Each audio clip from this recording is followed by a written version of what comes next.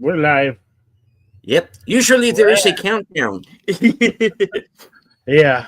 Okay. Well, hey, we just wanted to get right down to it. All right. Good afternoon, ladies and gentlemen out there in YouTube land. I am the the sidekick for this afternoon, deleted scenes.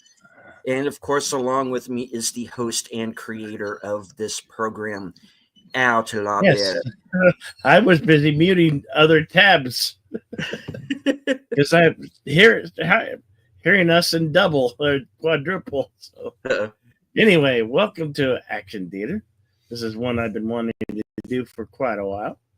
Falling down from 1993, right? I believe so. Yes. Starring Michael Douglas and Barbara Hershey and Robert Duvall. Yes, as well as a number of other familiar faces that we'll be pointing out throughout the film, because there are a number of this movie.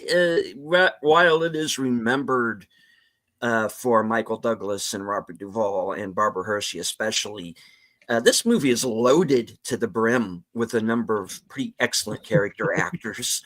Yeah. So we'll be pointing them out throughout the film. Joining us in the chat today, Connie Cleary dropping her membership chat over on Bill's side. Yeah. Oh, thank you for being here, Connie. Appreciate enjoy bringing these to you for sure. Also with us, swinging the big blue wrench, Resolute Germ. Hey, Resolute. Good to see you, pal. All right. Do we have a? I can't remember the something. I don't. Trying to look this up right now on IMDb Pro. It's being a little slow. Give me a brief moment because I want to get this right. All right. We have, of course, the movie today, as we said, it is Falling Down from 1993. Directed by Joel Schumacher. It is categorized as a crime drama thriller. An ordinary man, frustrated with the various flaws he sees in society, begins to psychologically and violently lash out against them. All right. The film is rated R and has a runtime of 113 minutes. Yep. All right. The should be pinned at the top, the screening room. Oh, it's over there, and we'll start this film. There we go. The Warner Brothers logo.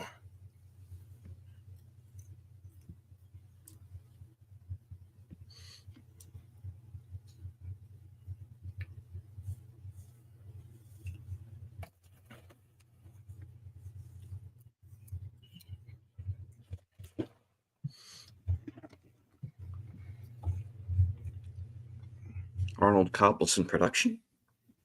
Joel Schumacher film.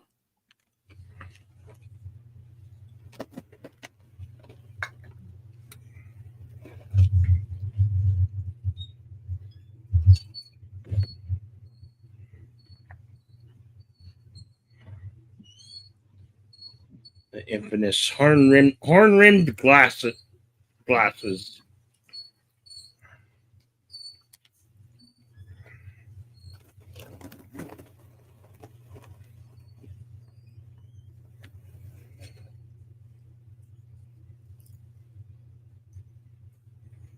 Opening on Michael Douglas is Bill Foster, or D. Fens as he comes to be known.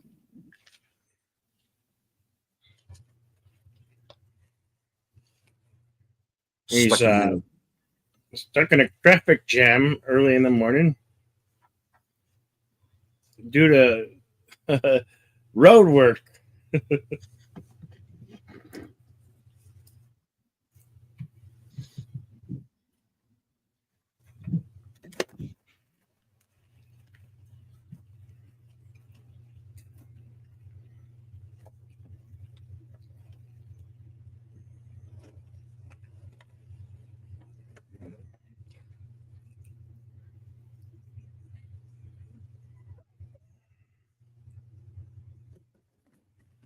As you see a number of familiar faces behind the scenes as well.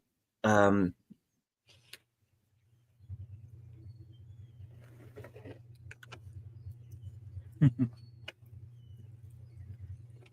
have the infamous brick mobile cell phone.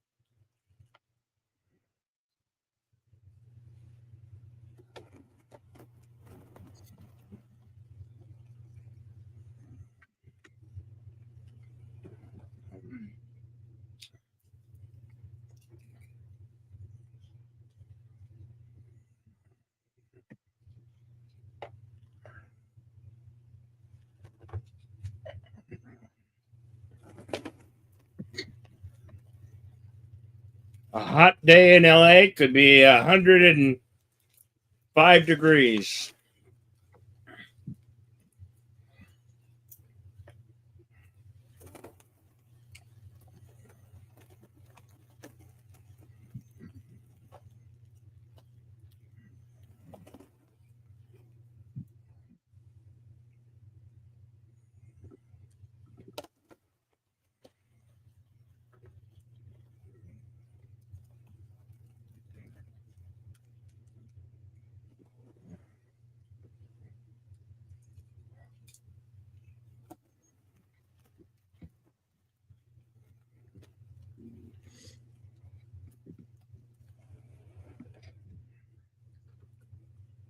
And like Michael Stipe in the Everybody Hurts video, he gets out and walks.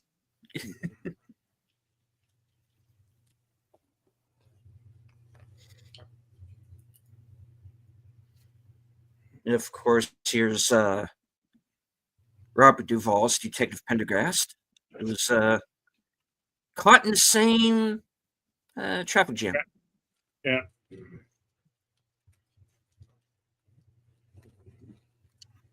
Deleted scenes. This is what we call gridlock. Indeed. In morning rush hour traffic.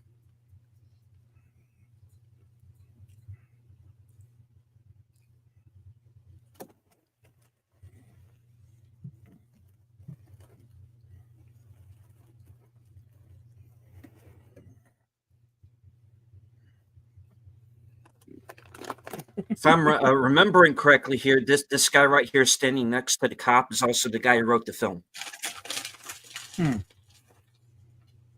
That makes sense.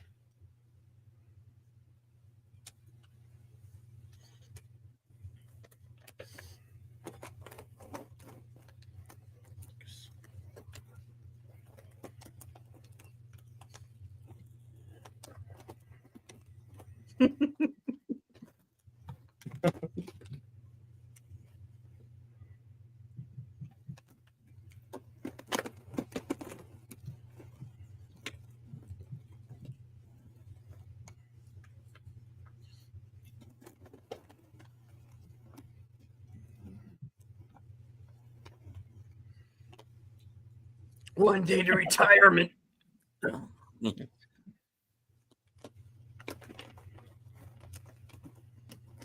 I'm getting too old for this shit. Yeah.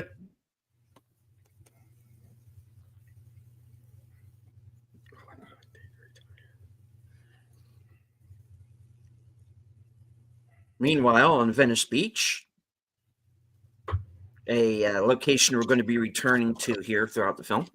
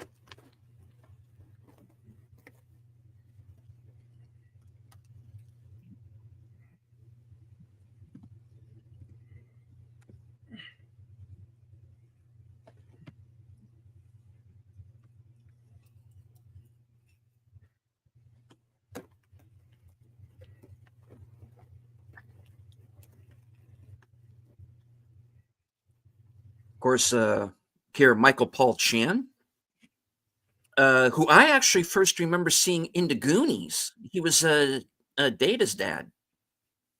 Yep. And of course, Right he's since gone on to be in many films and television. The TV series The Closer, where he was a supporting character in that, in its spin-off Major Crimes.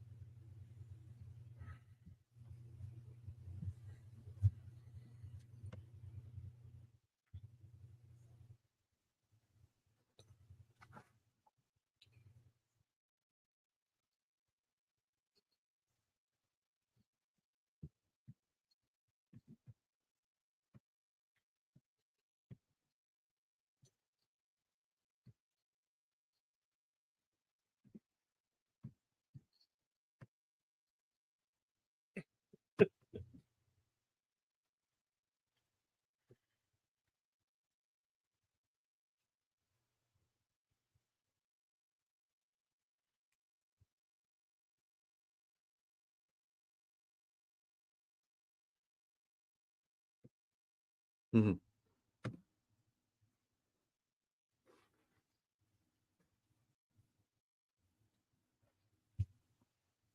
Less than Ukraine, but more than Switzerland. Just saying. Should have turned that left turn and out to go to Albuquerque.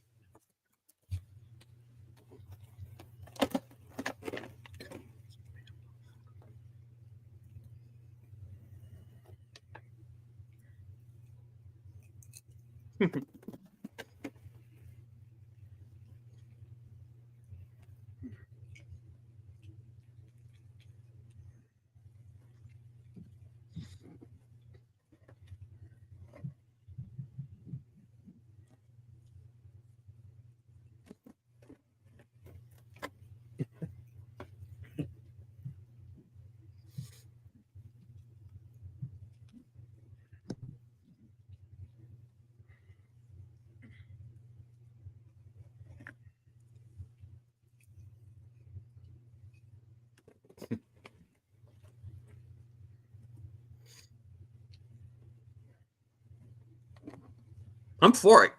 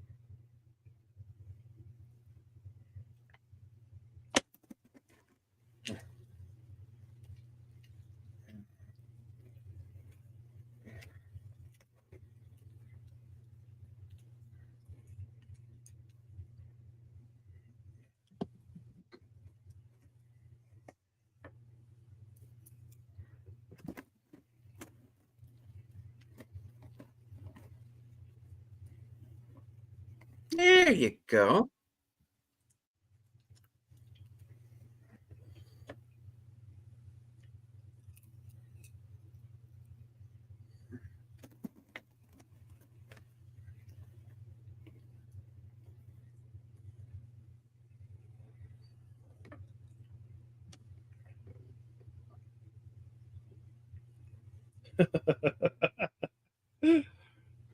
We've all had days we wanted to do that.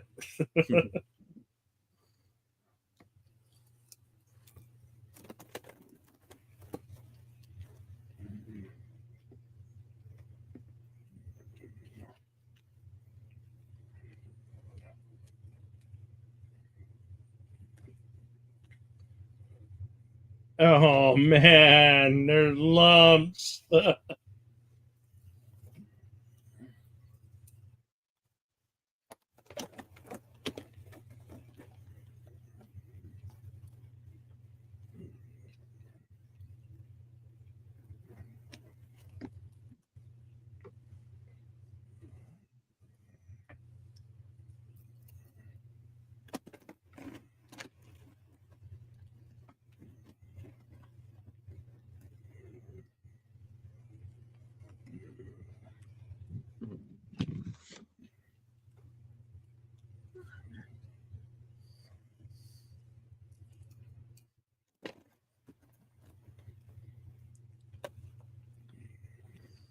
Of course, Rachel Takadin from a Total Recall.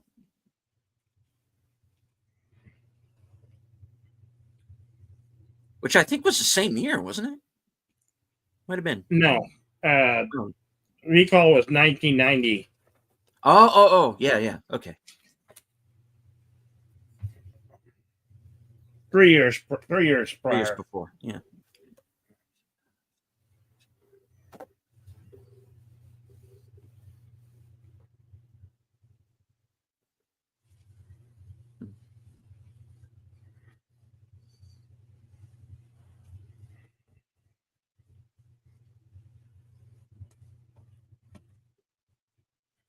This film is a trove for clips.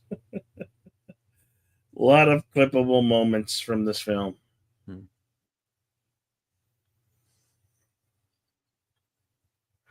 Of course, the water pistol that's going to come into play later.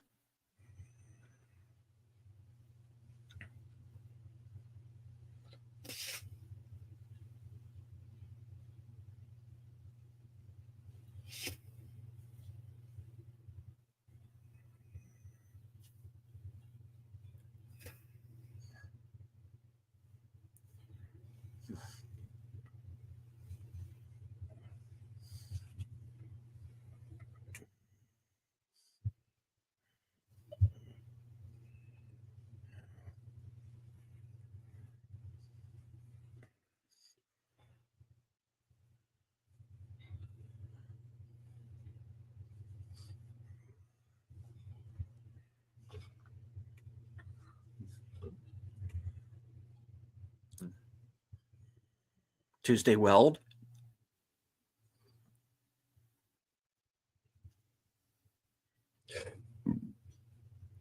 Previously been in Once Upon a Time in America and Thief.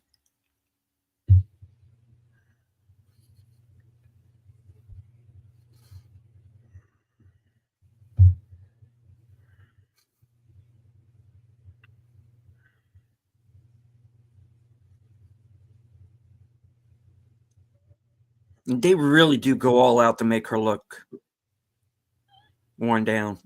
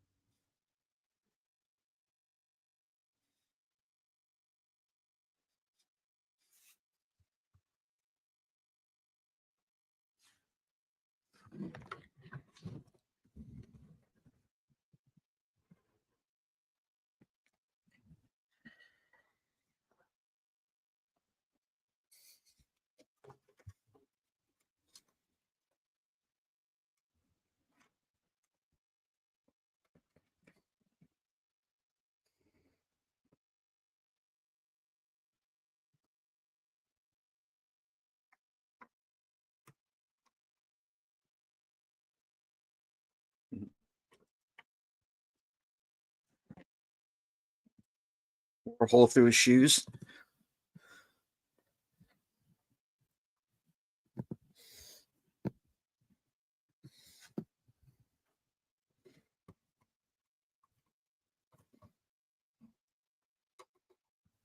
Hello, Space Fraggle. Hey, Fraggle.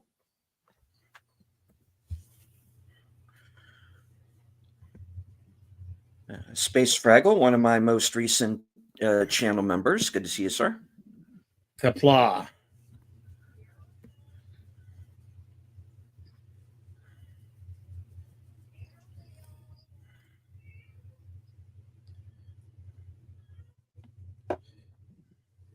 What do you call that? Graffiti? Oh, is it?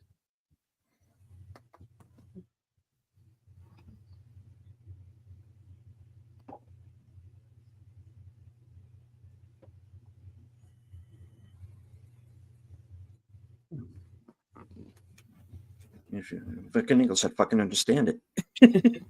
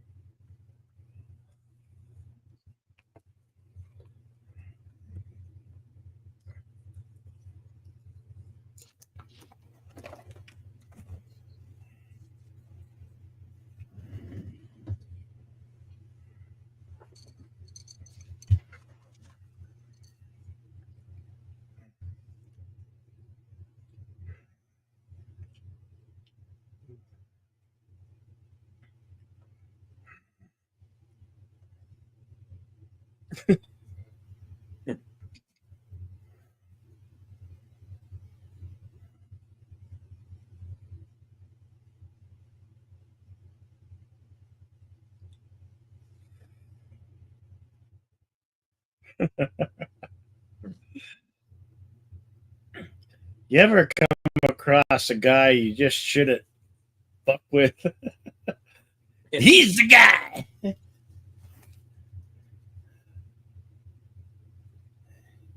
You left your little knife.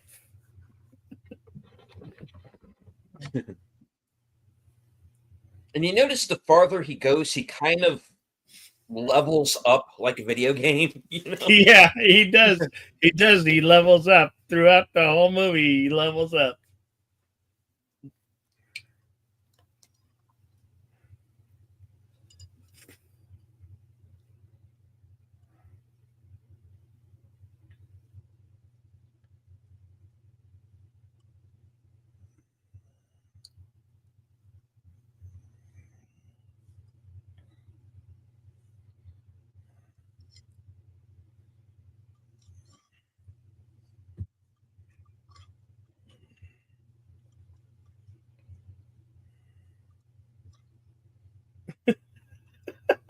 I love how he points that out.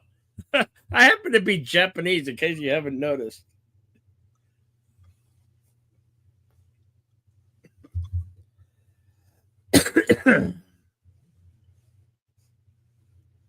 Well, sorry, you're Asian. You're pretty much considered white now, so have fun with that.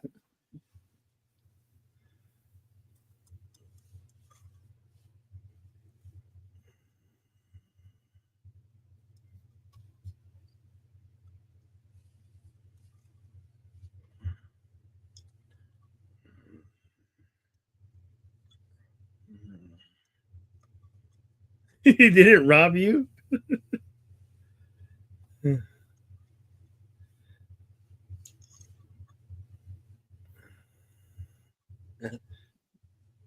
He paid for it.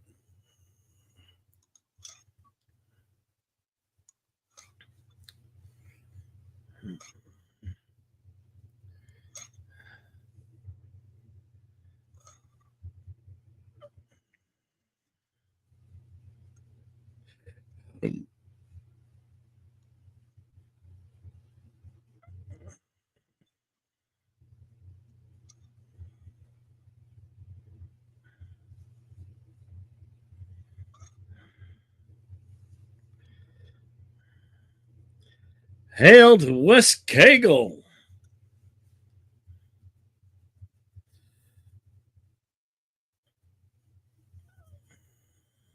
And Rusty's here as well. Good to see you.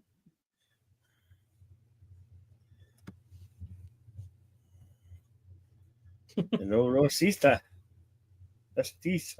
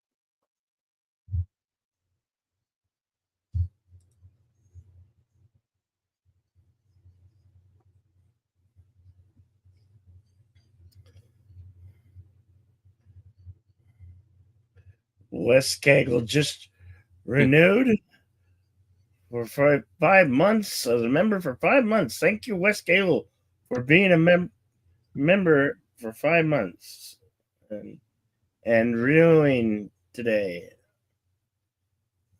And I agree with you. It is a great movie.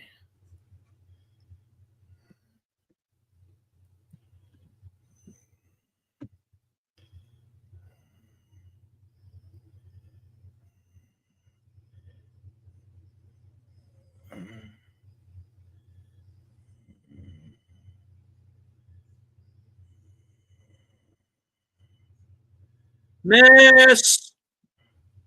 Yeah, they missed. They had every. They had everything but the target they were intended.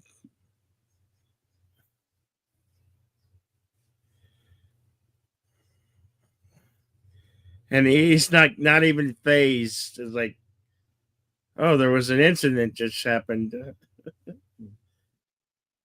It's fine. It's fine.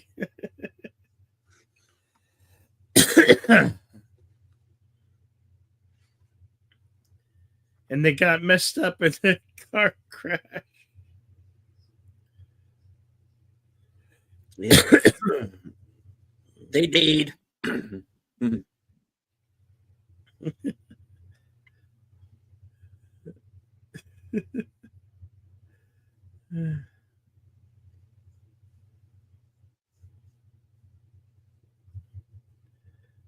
You missed.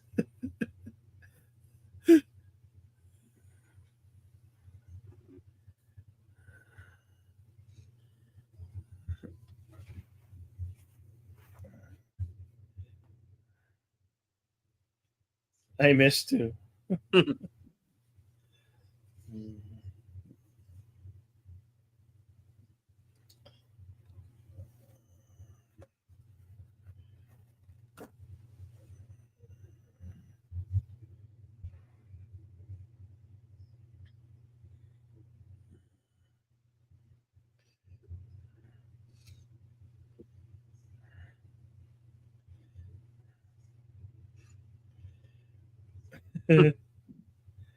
I'm just gonna take your bag of guns.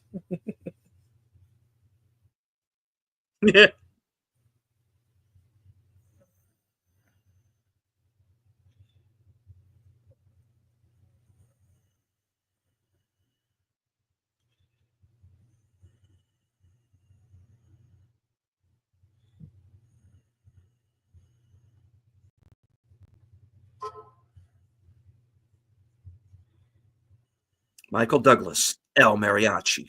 No. Sorry.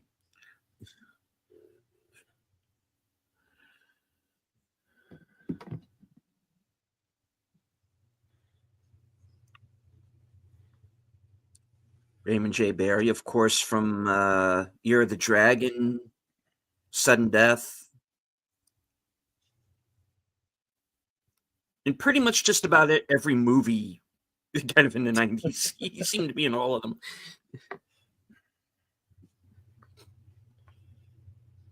He's really super creepy in a movie called The Deep End, where he plays the villain. You ever see that?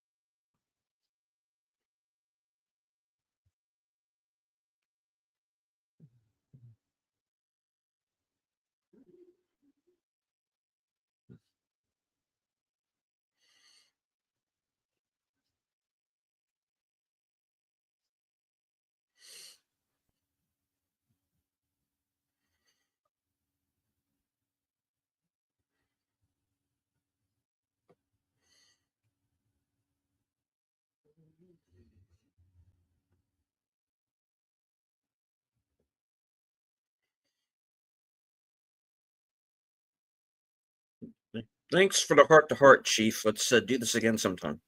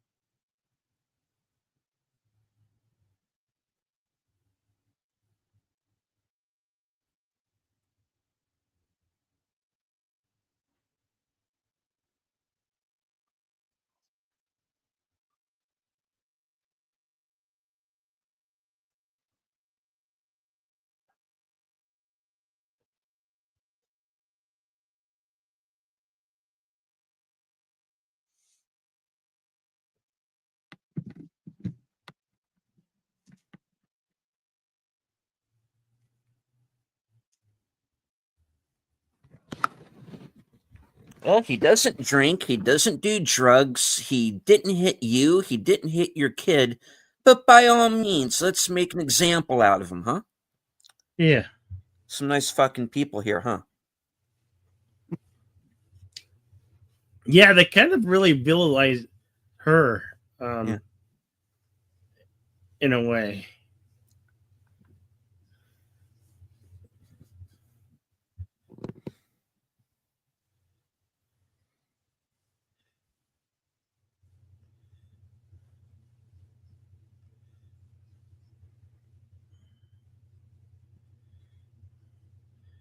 Curtis Shelby, welcome. Says uses 4-month membership, saying this is a great film. Indeed, sir.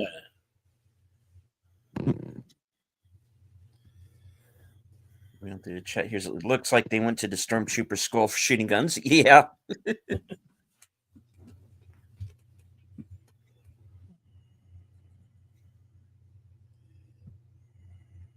Skago says, it was asked on Twitter, if you were a villain, who would you be? He says, this is who I would be.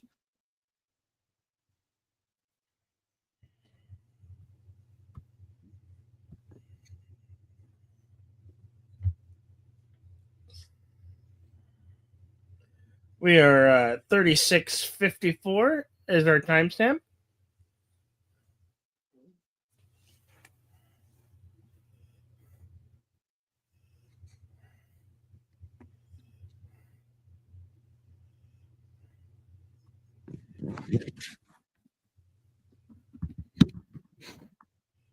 I find that hard to be freezing when everybody's sweating. I don't. I know LA, and I don't think LA's. I don't remember LA being like that.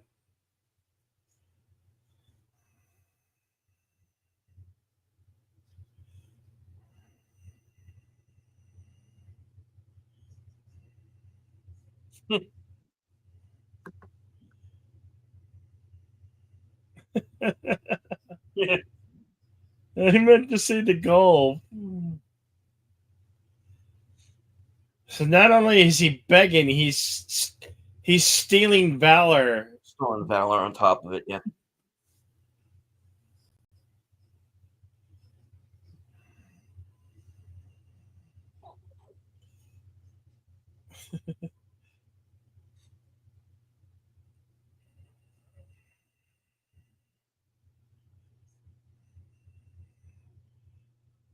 This guy's a very entitled homeless guy.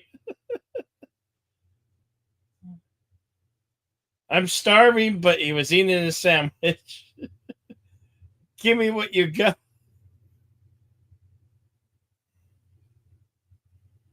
Yeah. Yeah, look at that empty. An apple and a sandwich was all that was in there. Just his lunch.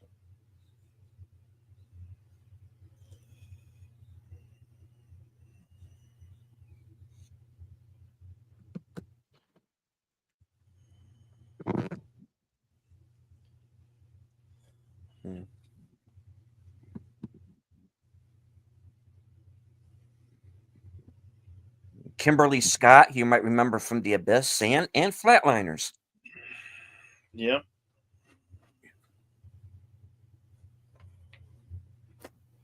Another 1990 staple. Yeah.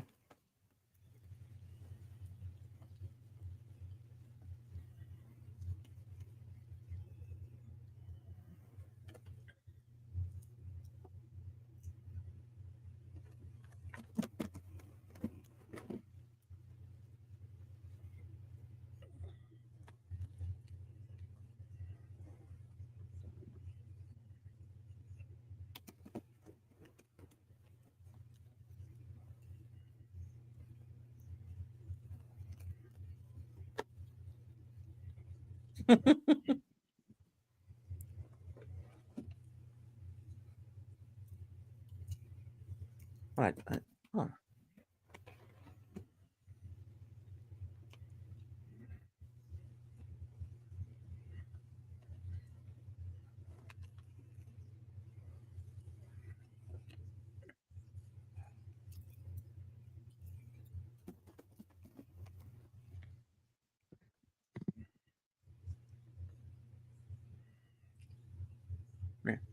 And he's already starting to put together, and everybody thinks they're just dealing with random stuff, you know?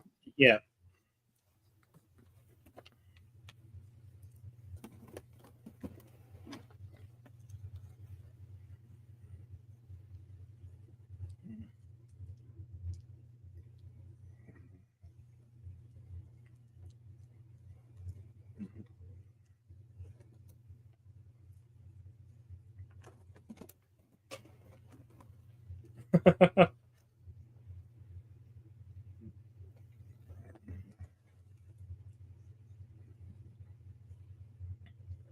Whammy booger.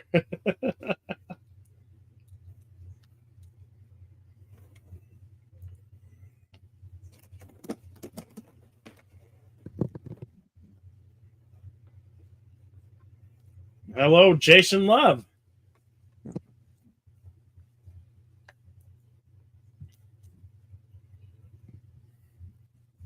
Saying nice, good movie indeed, sir. If you'd like to join us, the Cosme link is at the top of the chat.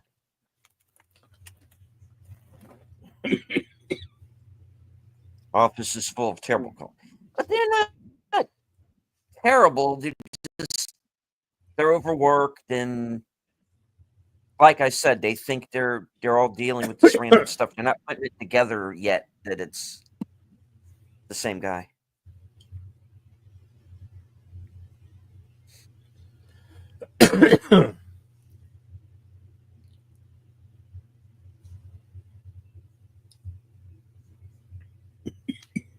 $42 and a half minutes to the film.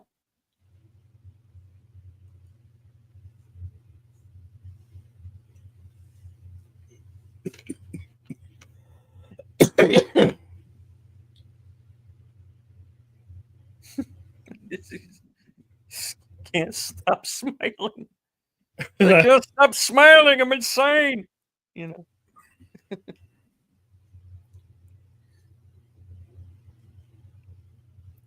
Yeah. Yeah. Yeah. There's always that one customer you should not be condescending back to. You never know when he's going to pull a machine gun. But you've also got to remember this is also just 10 years after the shooting at the McDonald's. Well, look out.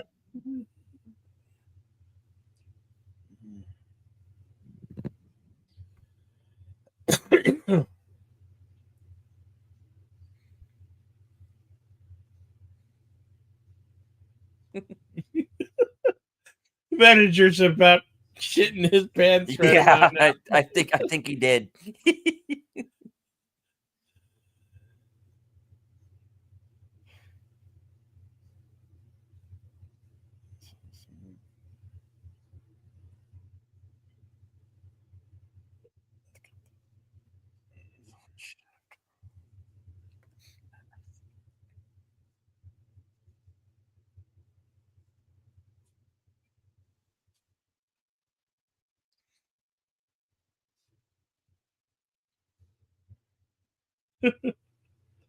Rick, could you get it for me?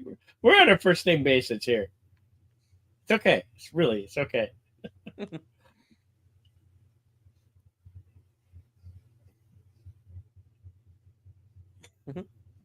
Yeah, good.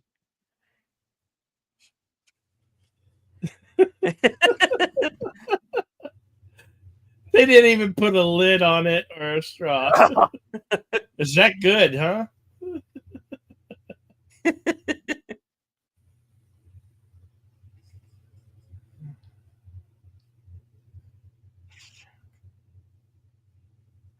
Okay, good.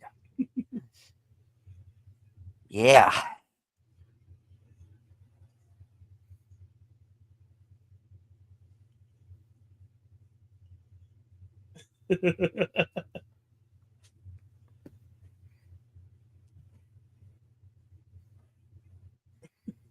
Hello, Darkwoods Presents has joined us in FKHC 2005. Sometimes known as Tim.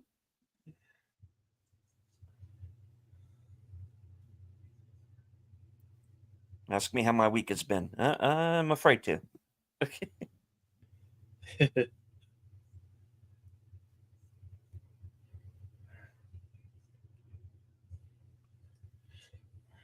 Jason says, sorry, Mr. Defense, you're not economically viable. Yeah.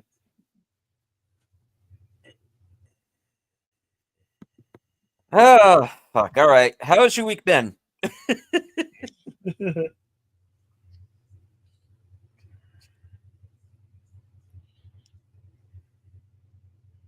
Darkwood said we had a tsunami warning today. Yeah, I heard that when I got home. A 7-point earthquake that was felt in California and Oregon.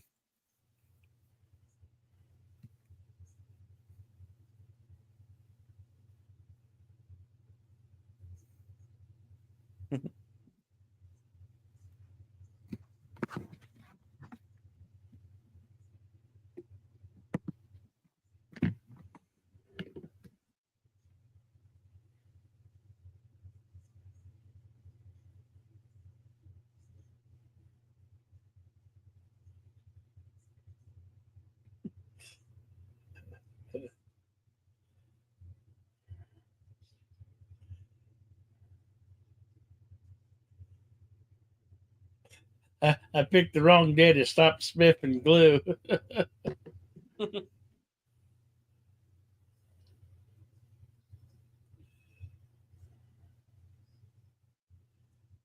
Picked the wrong day to stop drinking.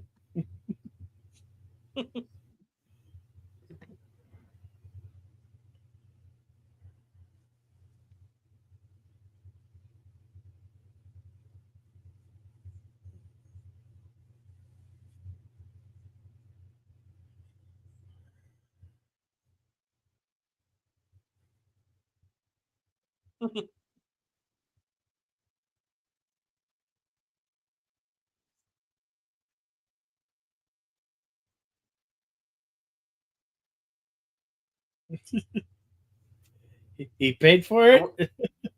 Why the are you waitress so was stuck sweet, up? I think.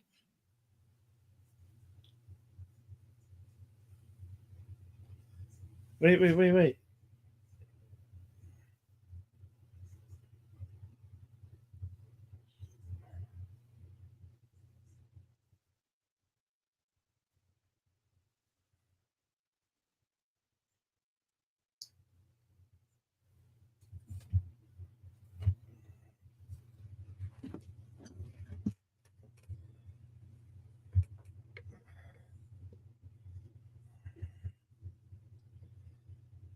Yep. Sorry, sweetheart, you're just my work wife.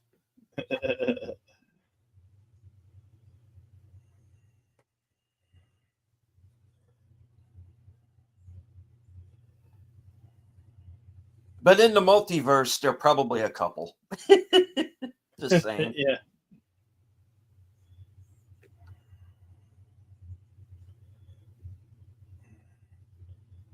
Gold State Savings and Loan.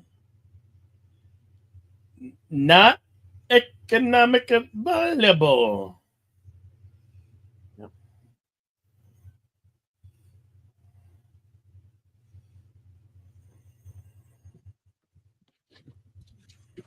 And the fella here in front of the bank who's very purposely dressed the same as Bill is, Bill Foster in the film. Yeah. And that's on purpose. Defense. Yeah.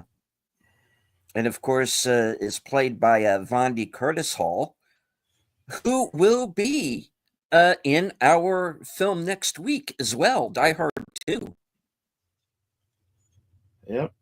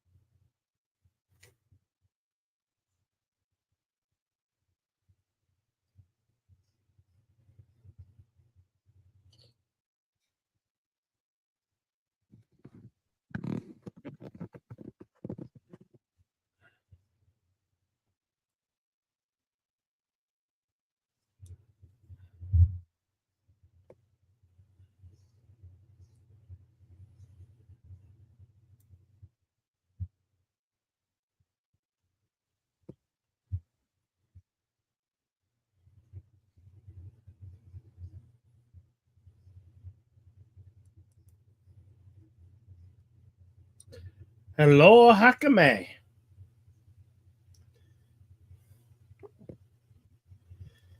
This is such a great movie. I missed LOL. Yeah.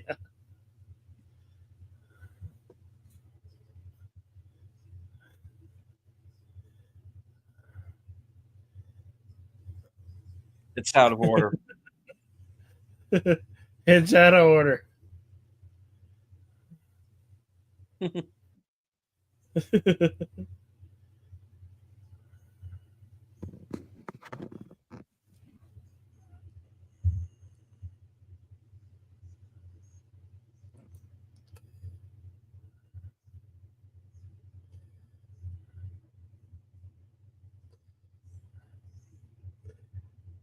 We are exactly 52 minutes, 50 51 seconds into the film.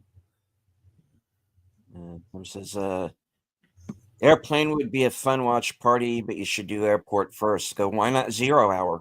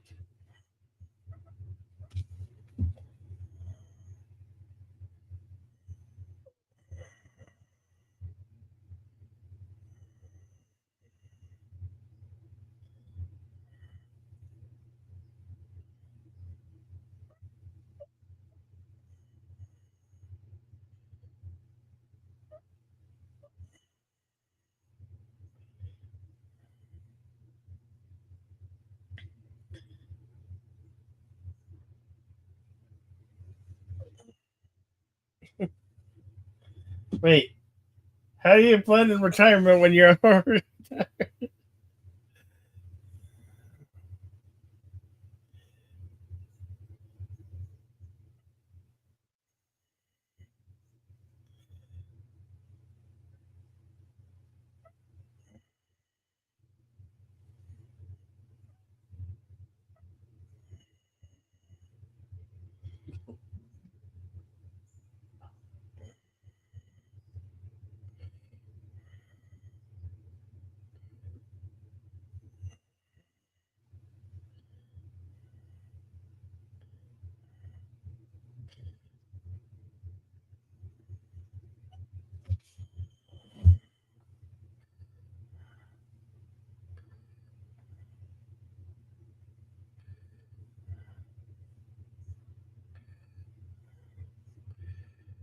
Here we have the Army surplus store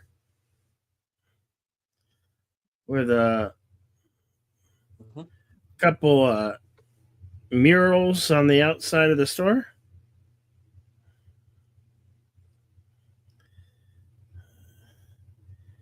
This guy was in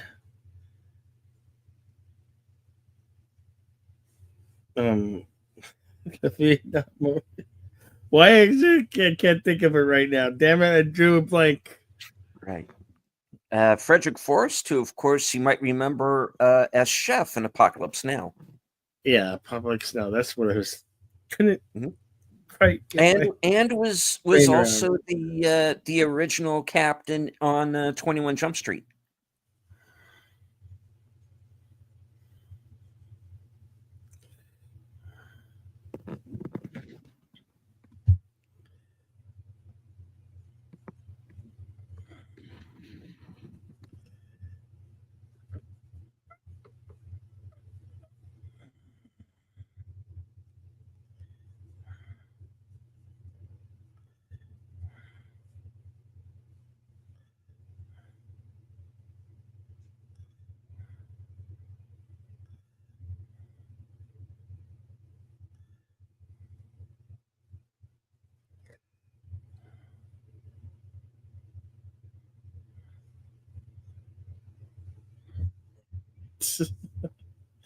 He's annihilating his own customer base.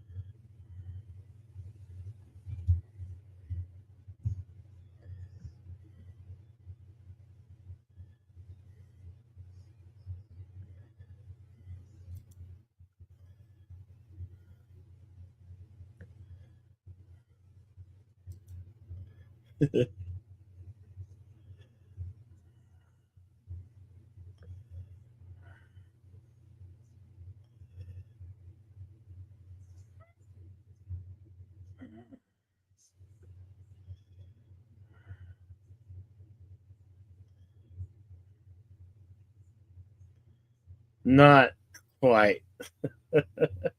Not even by a fraction.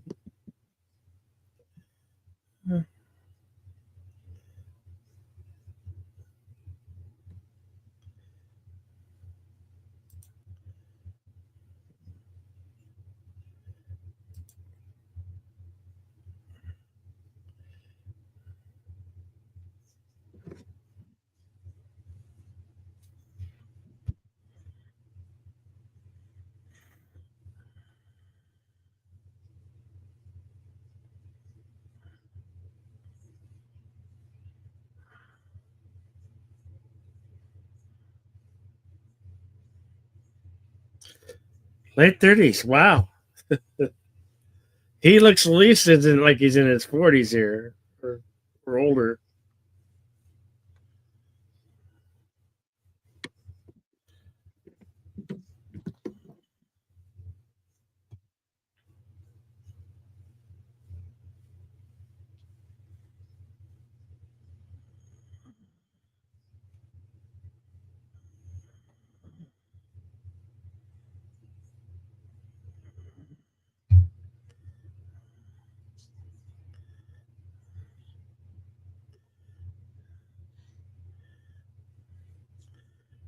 Today's language lesson will be held by the KKK. Yeah.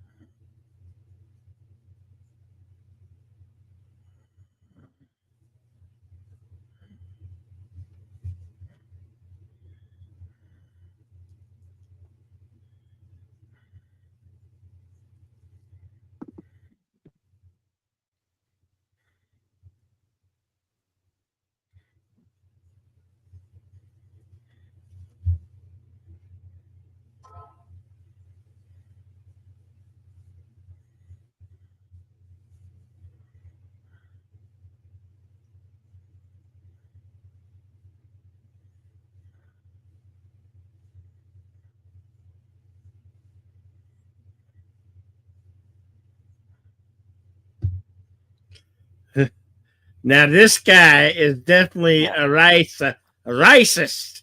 Yeah. He's a Tahate.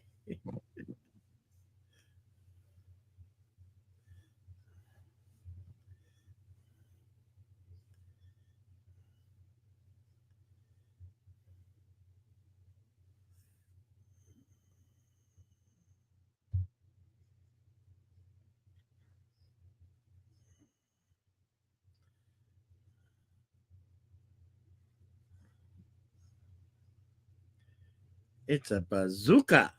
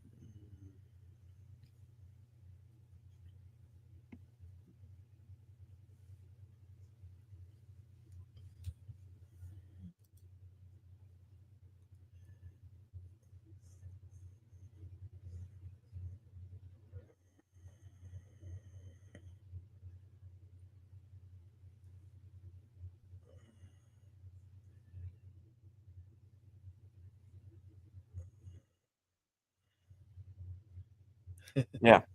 Who do you recall saying that? Hmm? Yeah.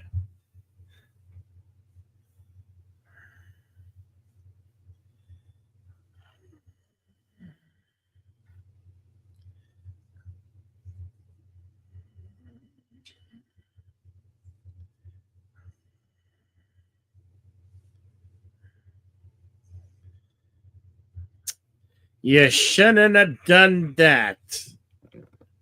Now you went and did it.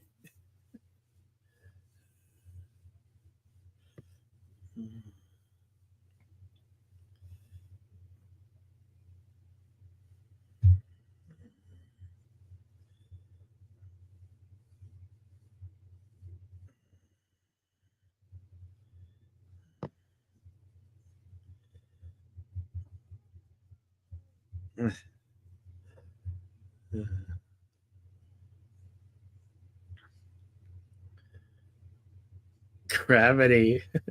Yeah, that gravity is a bitch.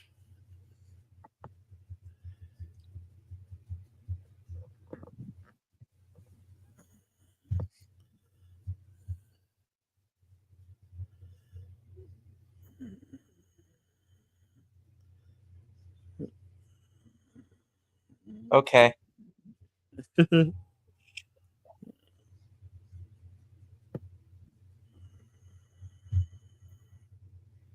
Yeah, you got poked with a little butterfly knife. No. No. But that one is.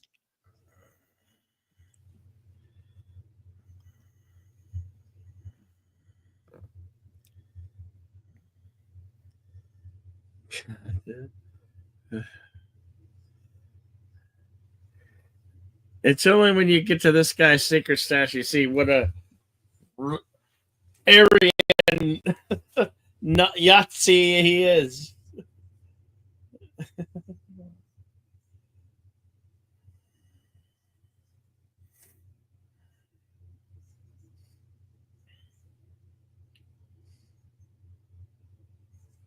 It was a good kill.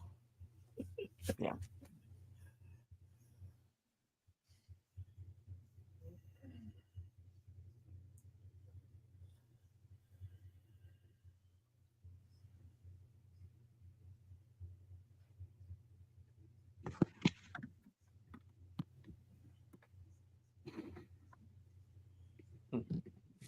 And nothing of value was lost. No, Tim, absolutely none.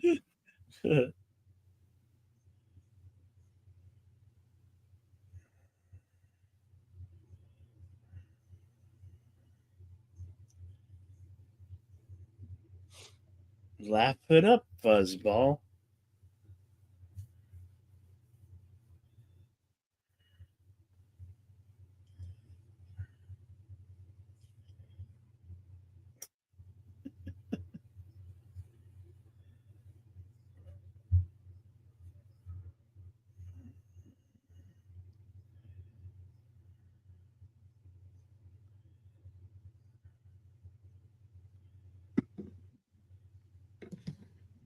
Wow.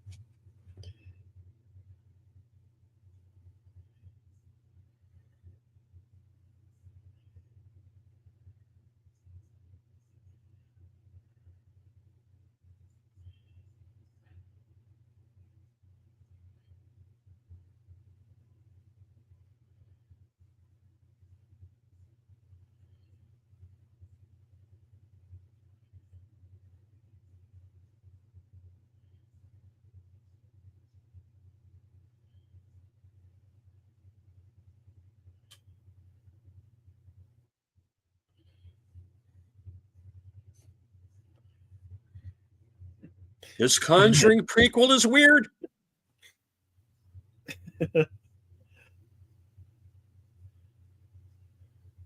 Yeah, you could say his wife lost her mind. Yeah, unfortunately.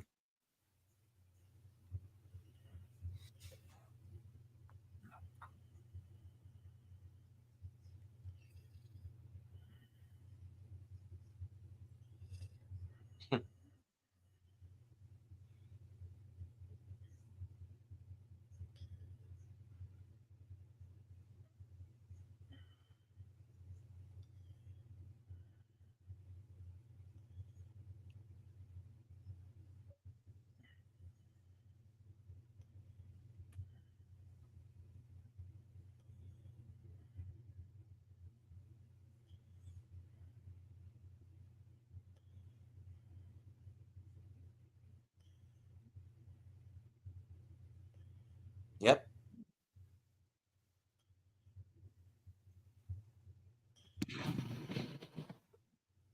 He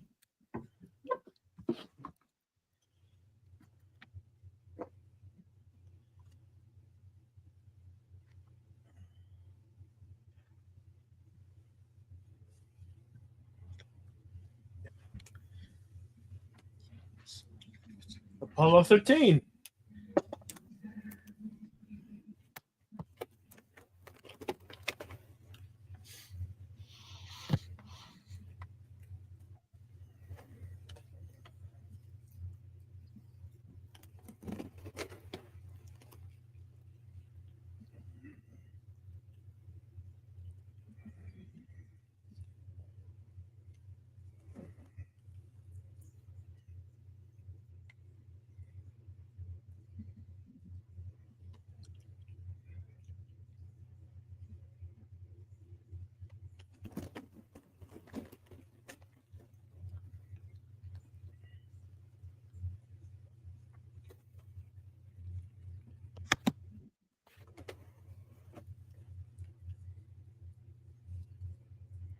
and bitch, you just insulted him. Whoops.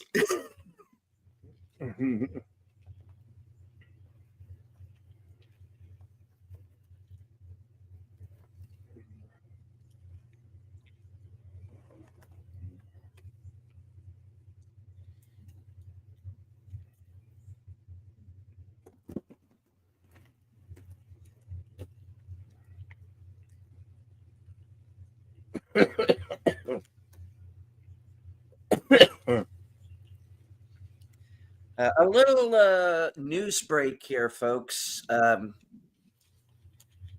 Those of you who were under the tsunami warnings, that has been lifted. So, from the looks of things, you are now in the clear.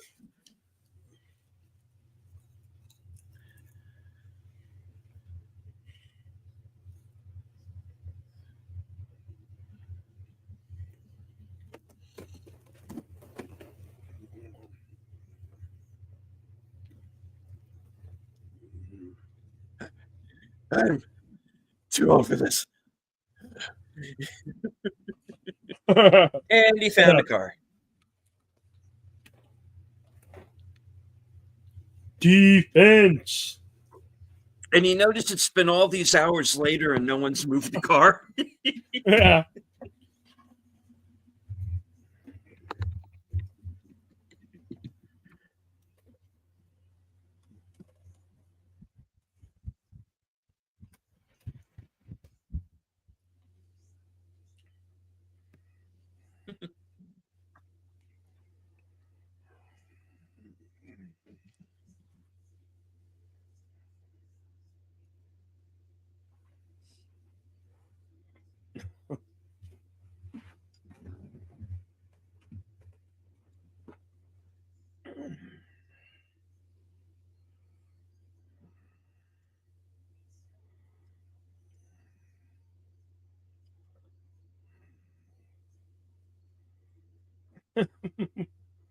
Such colorful metaphors. Double dumbass on you. Bam.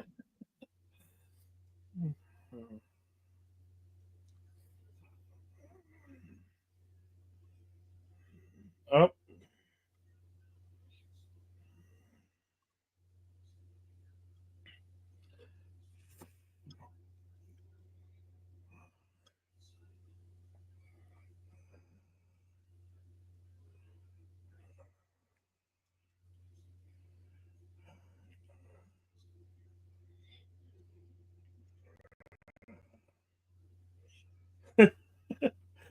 You shouldn't take that tone with this guy.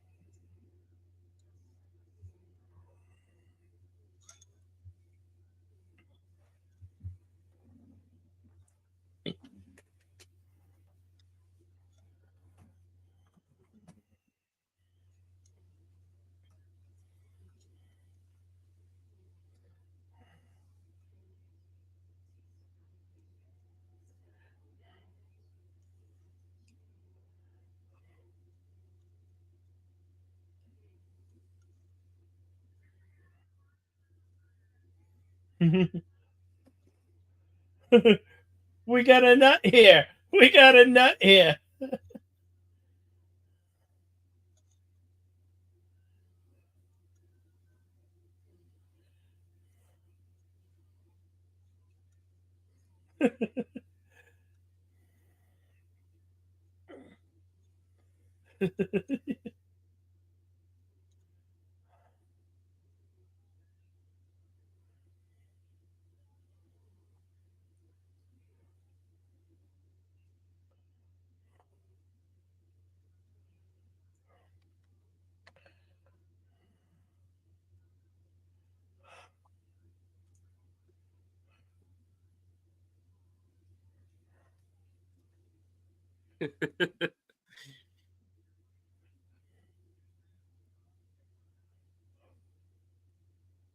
This is why Mitchell 2 never came out, Tim.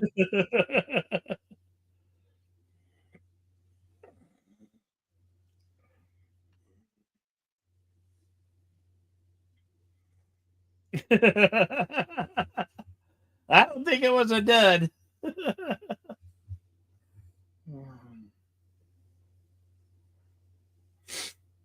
You got the crane.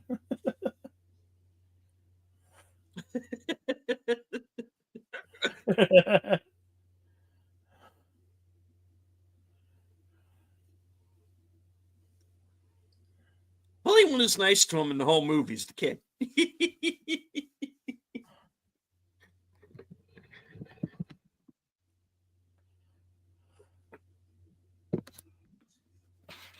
Another great character actress here, Lois Smith.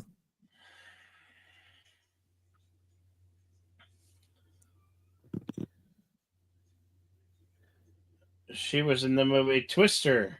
She was in Twister, yeah.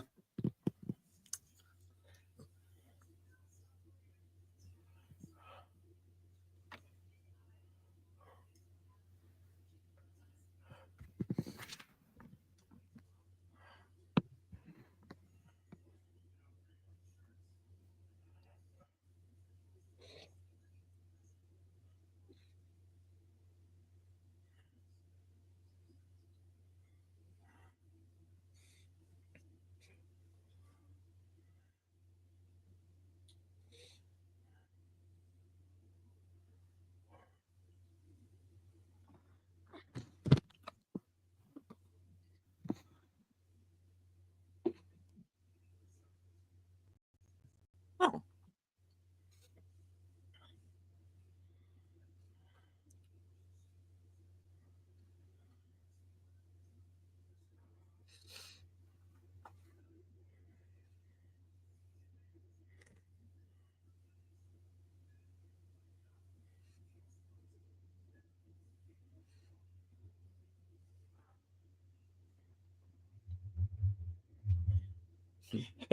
This is a great scene. She could be a park or something.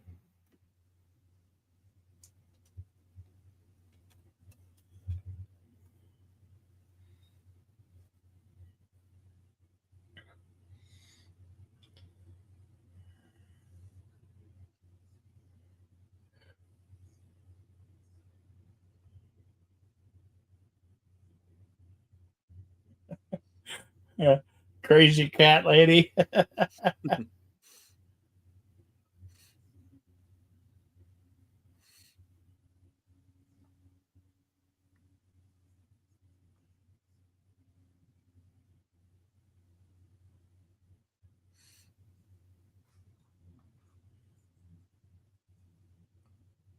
This Trading Places sequel is weird. Mortimer.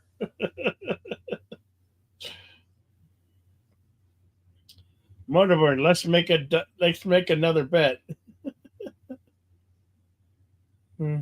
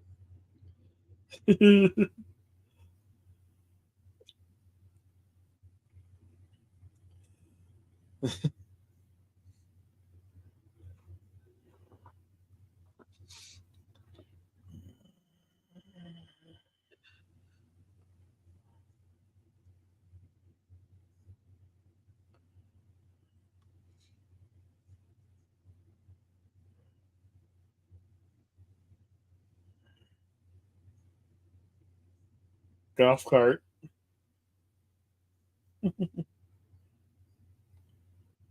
Well,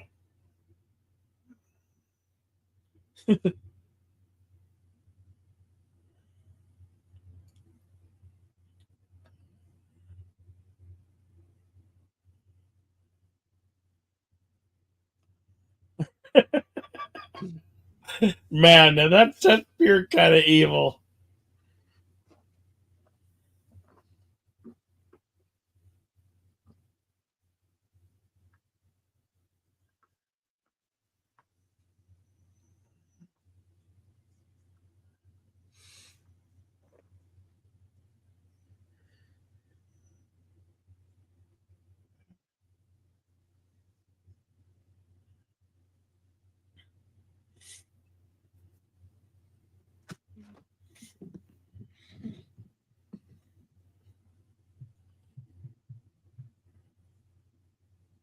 Yeah, he just designed the motherboards for the guidance chips of all your major nuclear weapons. Yeah, we make the guidance chips, that targets New York, Chicago, Washington D.C.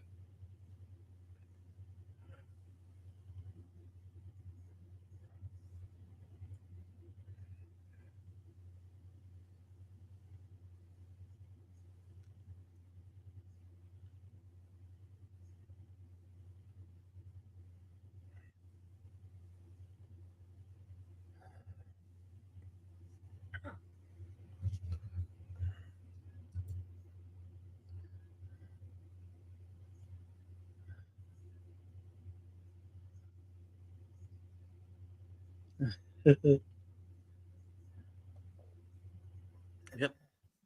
But the twist. And this is an interesting scene.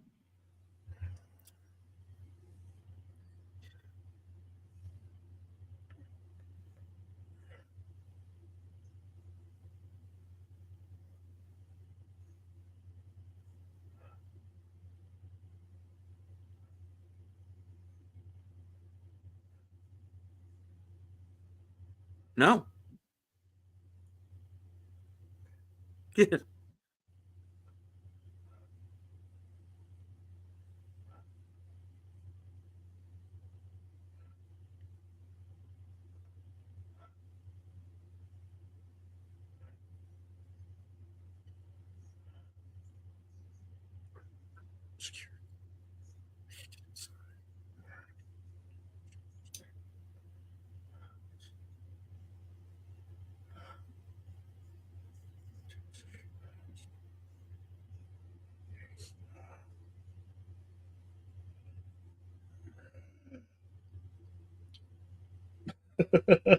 Plastic surgeon.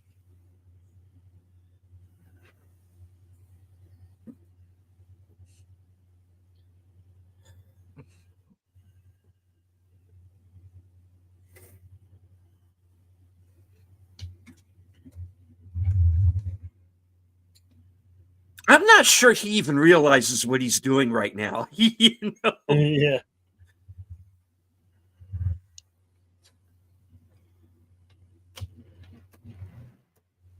Because because obviously they think, oh, he's got their kid at gunpoint technically, but I don't think he realizes that's what he's technically doing. You know?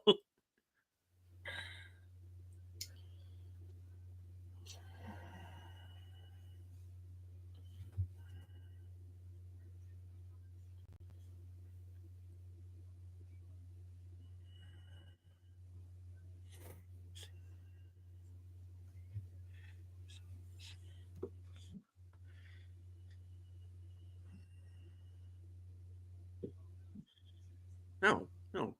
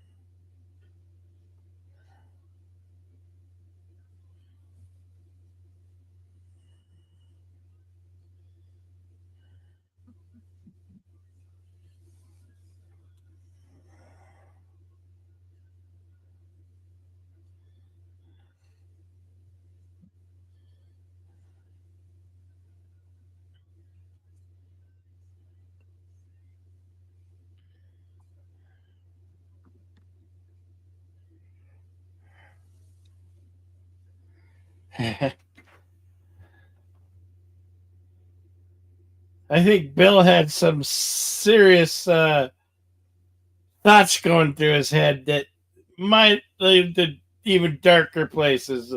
But that's just my personal opinion. What do you think? Well, okay. Yeah, I'm not giving this movie away. Everybody who's in our chat has pretty much said they've seen this before. So I was going to wait a little bit later, but I'm going to go into this now. When I first saw this movie, I didn't see him as the villain. And up to a point, I still don't, because he's playing out everything that you kind of want to do. You know, you go to the convenience store and you know that everything is too expensive. You know, you want to kick the rich guy in the shins. You want to do in the Nazi guy, because there's always one. You know, you get where he's coming from. At the same time, this guy's going home so he can go and kill his wife and his kid and himself. And that's messed up. Yeah.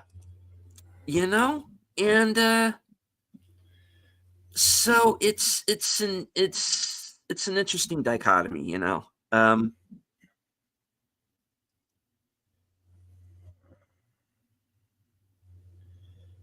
He snapped. He was a good guy and he snapped.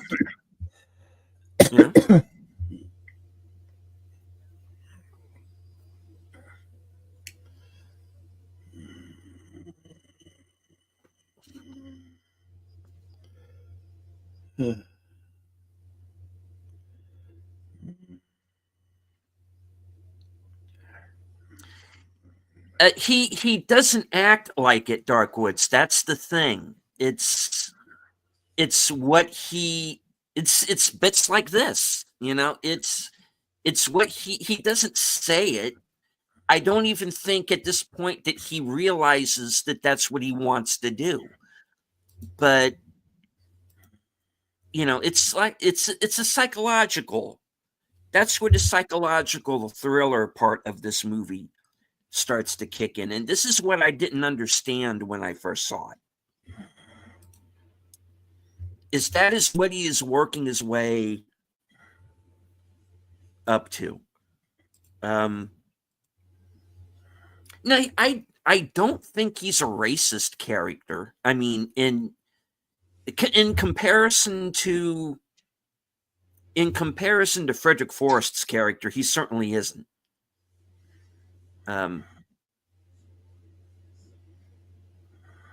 Like I said, he's just he's a regular guy, and he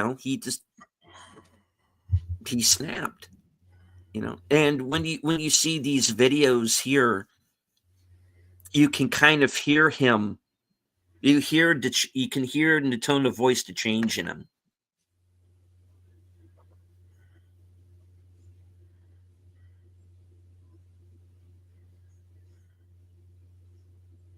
Because we see him there in the video, and he still has it relatively together at that point. Yeah.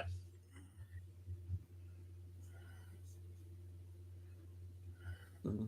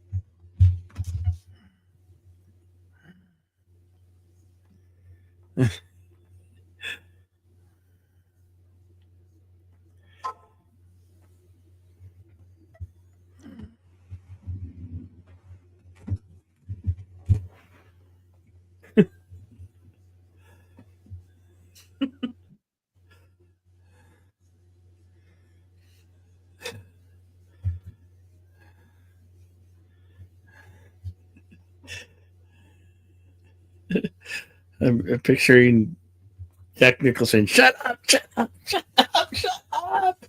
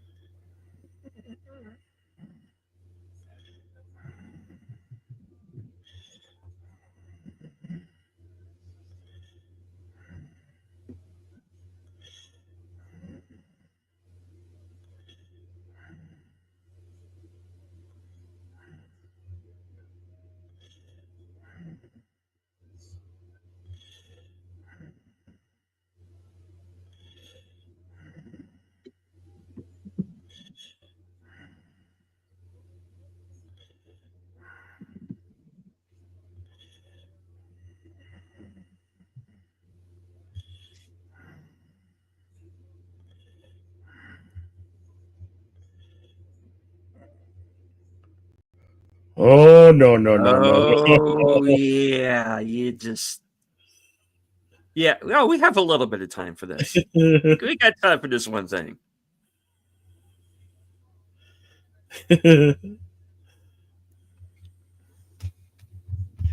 You messed up your cake.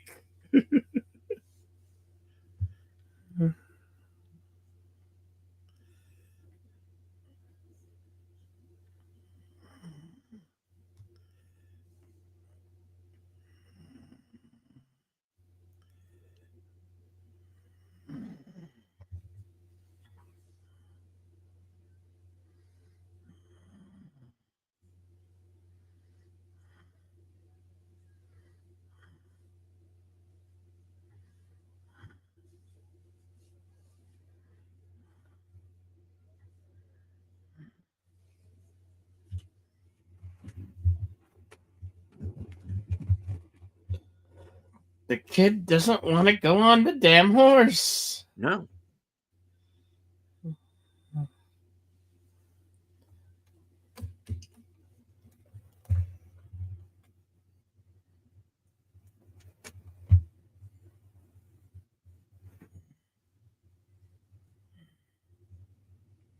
Light bulb. Yep.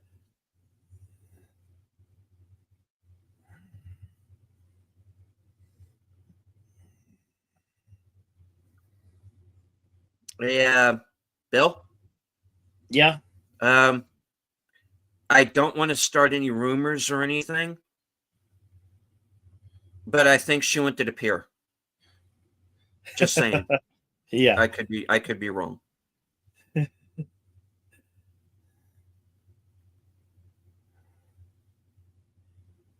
Ah, shit.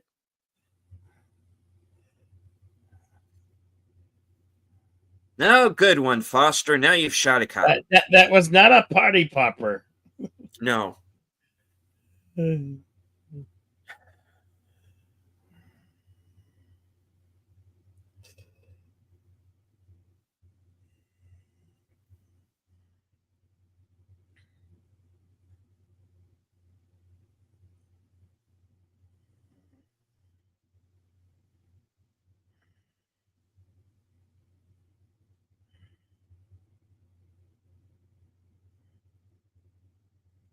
Boy, those looky loos. Sometimes they just want to look.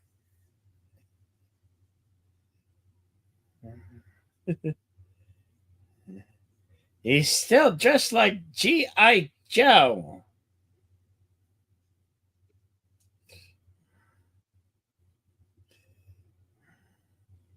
Yeah, the dog shot her. Yeah. The dirty, rotten stool pigeon.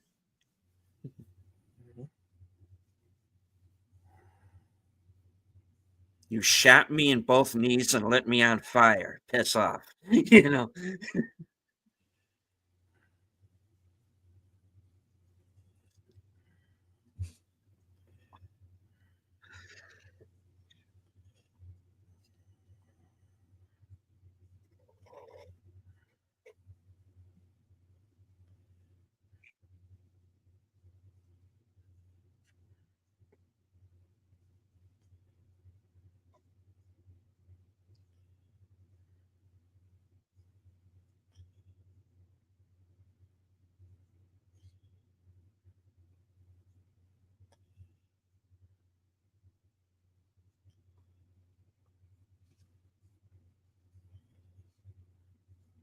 And how much you want to bet that there was a second there where she turns around and she thinks David Carradine's going to be there?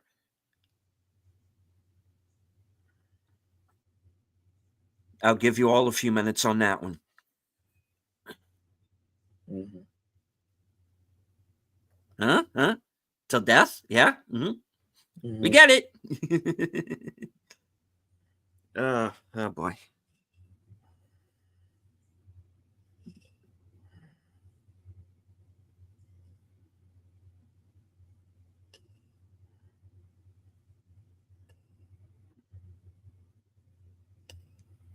Why do you have a gun, Daddy?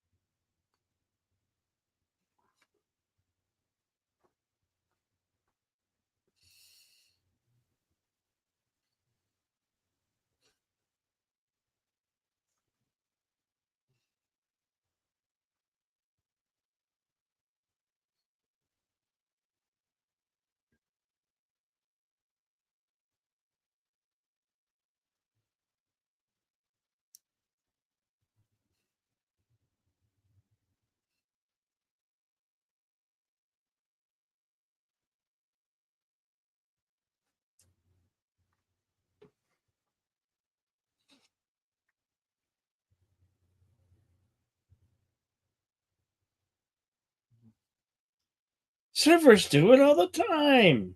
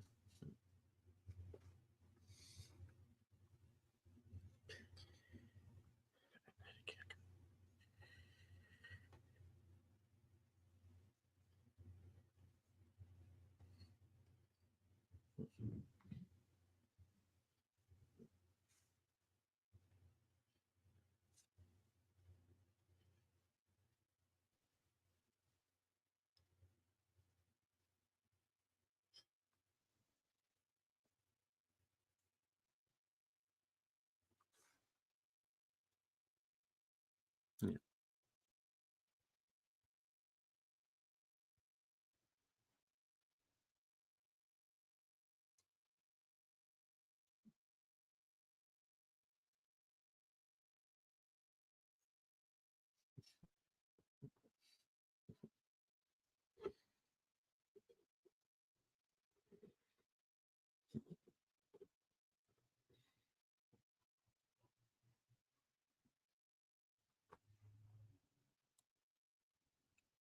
Oh.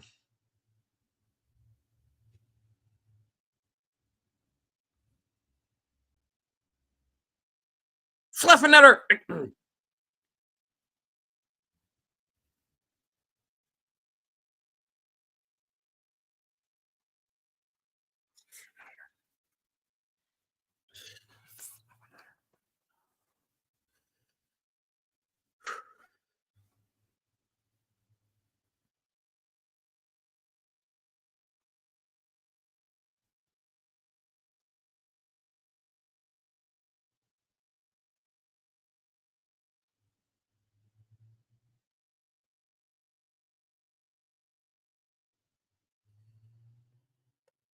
I'm the bad guy? Yeah.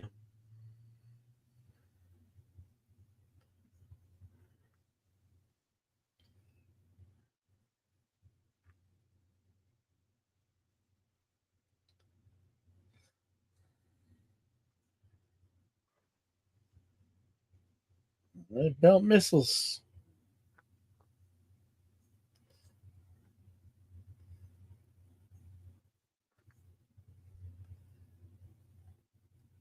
Yeah, for years and years, my company developed the Tomahawk missiles.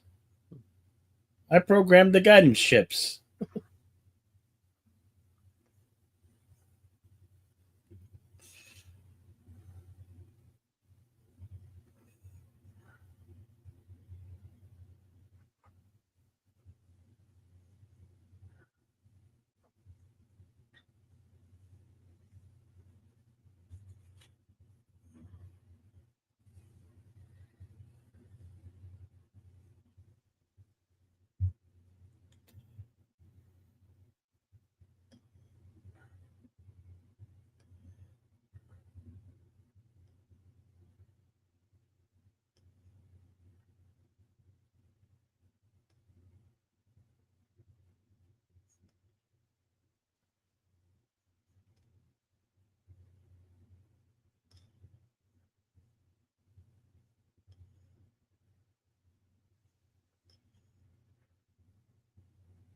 It's poetic.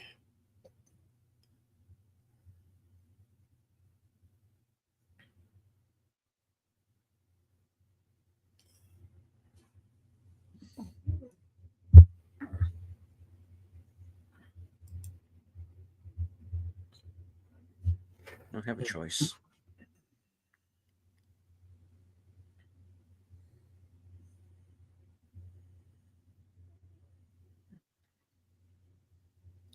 Yeah, but if you both want to die, then where are you?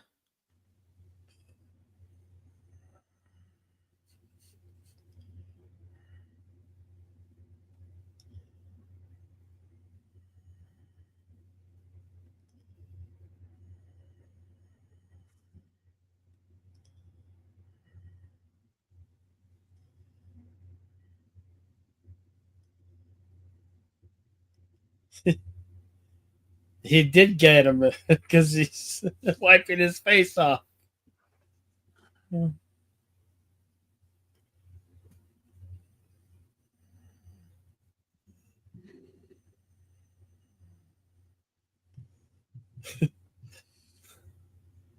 Imagine that. If that was a real gun, he would have been, the cop would have been dead just as well. And if he wasn't dead, he would be looking up at that rail and go, see, that's what I'm talking about. Nobody fixes these things. Inferior rail, A kid could have fallen off of that,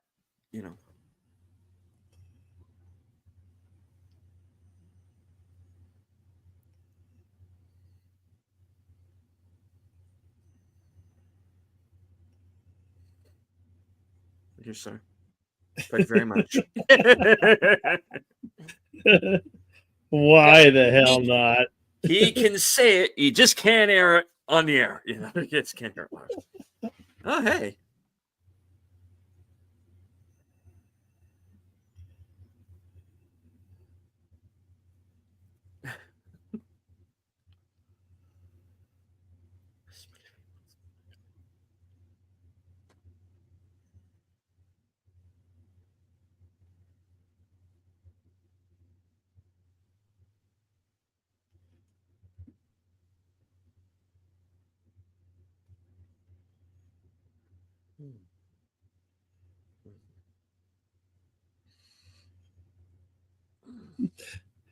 I love how they have a morning guard dog, and the guard dog is a marshmallow.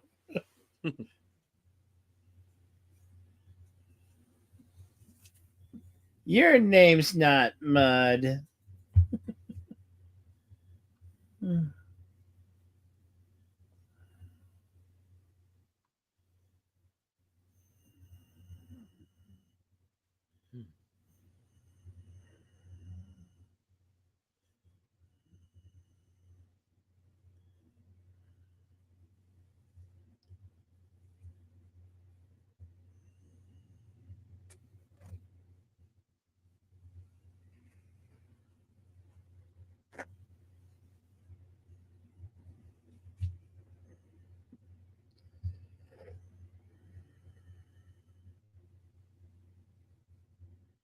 And also apparently British, Tim.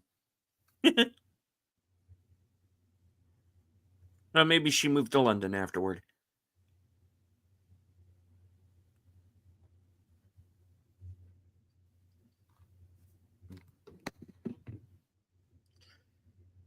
All right. Well, that was falling down. That was falling down. Yes. We shall consult the scrolls. We will consult the scrolls. Just as soon as the page boots back up. All right.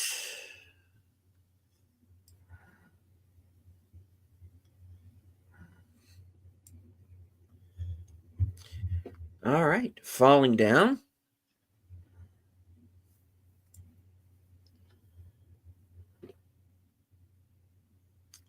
Was released February 26th, 1993. An estimated budget of $25 million, going on to gross $41 million worldwide.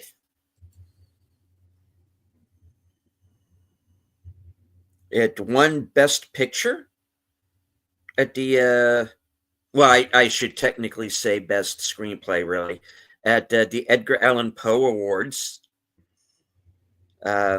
Was nominated for the Palme d'Or at the Cannes Film Festival that year, and was nominated for the Golden Frog by the Camera Image Awards.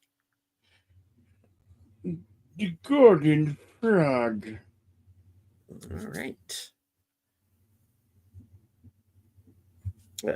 28 filming locations in all in and around Los Angeles. Pretty much everything was But it was pretty much a location shoot throughout. So every place you saw in the movie is where they actually were. All right. Moving on to trivia. The movie was being shot on locations in Linwood, California when the 1992 Los Angeles riots began. By April 30th, the riots were sufficiently disruptive to force filming to stop early that day. Film crews produced more footage inside of Warner Brothers studio in Burbank as the riots continued. By May 4th, when the crew intended to resume in Pasadena, initial requests to do so were denied, causing delays. Tension around the riots was something that the filmmakers deemed to have an effect on the finished film. The man who was yelling about not economically viable in front of the bank is wearing the same clothes as Foster. Even the tie pattern is the same. The stripper for Prendergast is named Susie. When she starts dancing, someone says Susie Q, a reference to the Creedence Clearwater Revival song used in Apocalypse Now, which also featured Robert Duvall and Frederick Forrest. In the scene in which the drive-by car crashes, there is a mural of a Hispanic depiction of Jesus on the wall. This is the same mural also present in Colors, also starring Robert Duvall as an LAPD cop, in the scene in which the police officer played by Sean Penn spray paints a kid's face. Every studio in Hollywood turned down Ebby Rose Smith's script.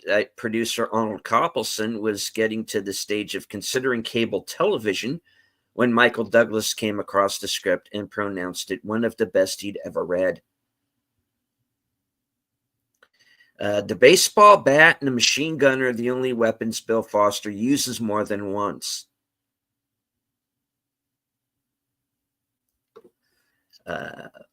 Brian says he can't translate for Mr. Lee because he's Japanese and Lee is Korean. And real life Steve Park, who plays Brian, is Korean, and Michael Paul Chan is Chinese. In the movie, Bill Foster is referred to as being in his late 30s, but Michael Douglas was 48 at the time the film was shot, in 1992, which you referenced. So you were right. You said late 40s, yeah. So, yeah, you called it. Iron Maiden's song Man on the Edge is based on this movie. Michael Douglas considers this his favorite performance of all the movies he's been in. Graham Revell wrote a score, but it was rejected. The Foo Fighters music video for their song Walk is inspired by and mimics the movie. The Korean American Coalition protested the film for its treatment of minorities as well as the South Korean grocer. Because of this and the boycott threats that followed, this movie was banned in South Korea.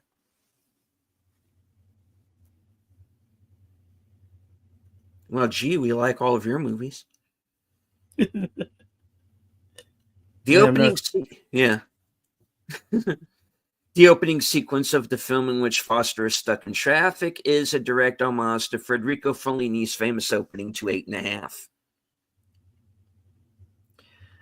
Joel Schumacher envisioned his friend Michael Douglas in the lead role. However, Douglas planned to take a break from acting as he had just done 2 films back-to-back and desired to spend some time with his family. Douglas agreed to read the script after Schumacher's urging and declared it one of the best he'd ever read, taking the role immediately. The presence of such a popular actor in the lead allowed the film to get a much higher budget. Douglas, believing the film to be important, agreed to take a much lower salary so the film could also have more money to be made. Although screen legends Michael Douglas and Robert Duvall are the leads, they don't appear together until the end of the film. Dennis Hopper was at one time considered to direct.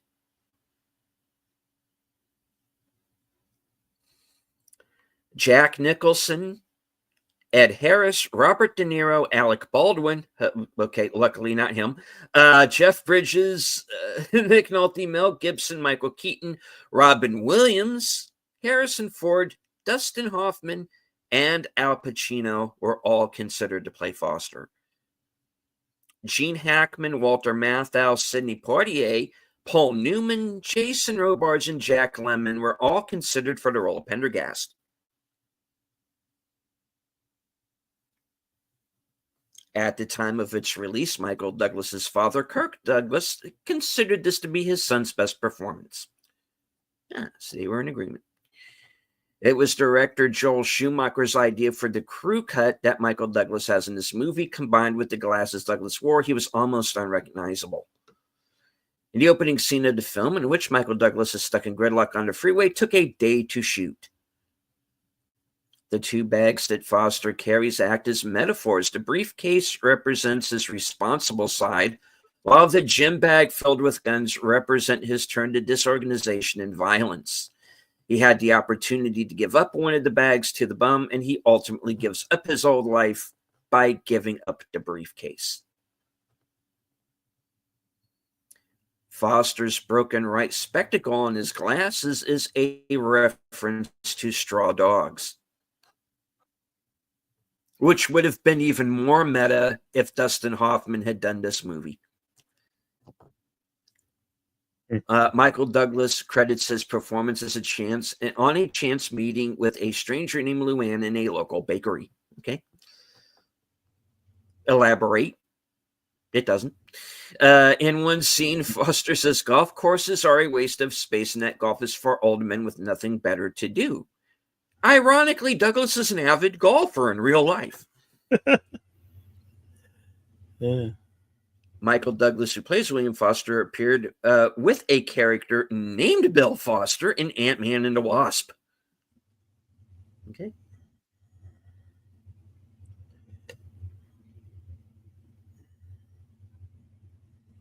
All right. Just reading what they're writing, folks. To promote the release of Baby Got Back, Sir Mix-a-Lot's studio sent a giant inflatable butt around the country in April of 1992. The same month this film began filming around LA, the inflatable butt makes a cameo during the phone booth scene.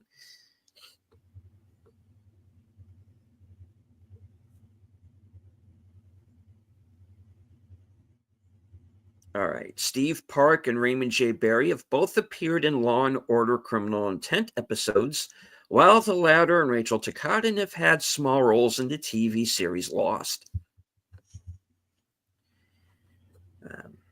In an interview less than a week before Falling Down's release, screenwriter Ebby Rose Smith gave his interpretation of what the movie was about. He said, and I quote, "To me, even though the movie deals with complicated urban issues, it is really just about one basic thing. The main character represents the old power structure of the U.S. that has now become archaic and hopelessly lost. For both of them, it's a just or die time." During the Whammy Burger scene, Dee Dee Pfeiffer as Sheila had a hard time staying in character after Bill Foster pulls out a firearm, as his lines afterward kept making her giggle and laugh.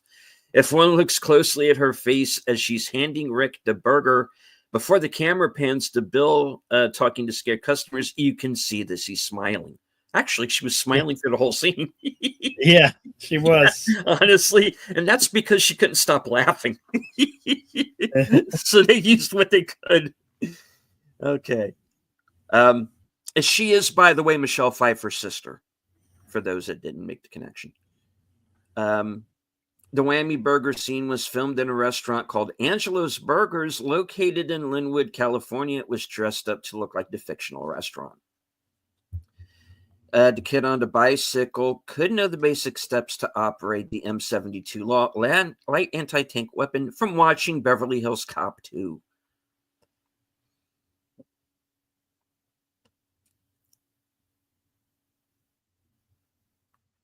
Brent Hinckley was genuinely frightened of Michael Douglas during the filming of the Whammy Burger scenes together due to the unhinged nature of Douglas's character. So one can't stop laughing and the other one is actually shitting himself.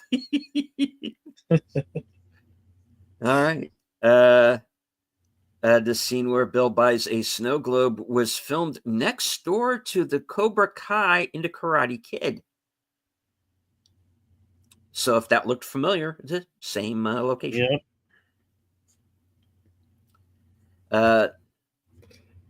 Okay. The film casts 2 Oscar winners, Michael Douglas and Robert Duvall, and 3 Oscar nominees, Tuesday Weld, Frederick Forrest, and Barbara Hershey. Yep. All right. Robert Duvall and Frederick Forrest did previously appear together in Apocalypse Now, but not just those movies, also The Conversation, The Stone Boy, and Lonesome Dove. At the beginning of the film, Foster's way of trying to deal with the fly in his car subtly shows off his anger issues. When Foster uses his newspaper to cover the hole in the shoe, the audience can clearly see that he circled several job adverts, foreshadowing the later revelation that he's lost his job.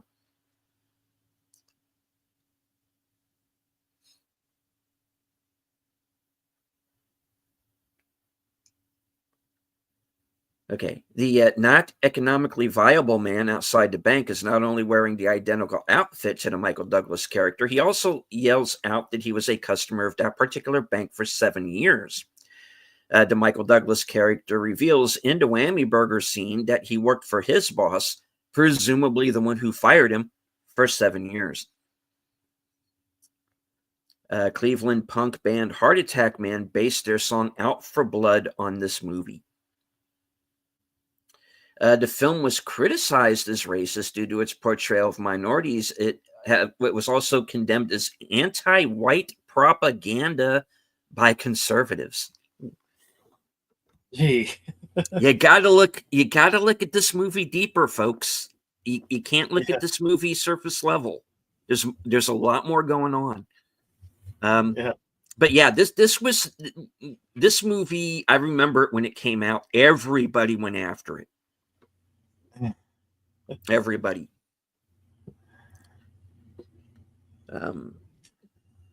In a Simpsons episode entitled Homer's Enemy in 1997, the animator said they designed the character of Frank Grimes to look like Michael Douglas's character in this film. The idea is both men were fed up and impatient with society. The scene in which Bill holds the fast food restaurant at gunpoint because they aren't serving him breakfast any longer was later parodied in the film Big Daddy, in which Adam Sandler's character and a kid he's the guardian of attempt to get breakfast at McDonald's, but learn after walking a long way that they stopped serving breakfast at 10:30 a.m. Sandler's character verbally assaults the cashier and causes a scene, but not quite to the extreme that Foster does. In reality, most fast food restaurants did stop serving breakfast late mornings, but after the release of both films, some, including McDonald's, started serving breakfast all day. All right. Late in the film, both Michael Douglas and Tuesday Weld are bleeding in 2 separate scenes. Douglas because he cut his hand on the barbed wire after breaking and entering at the plastic surgeon's house, and Weld after the cat scratched her hard, causing her to bleed. All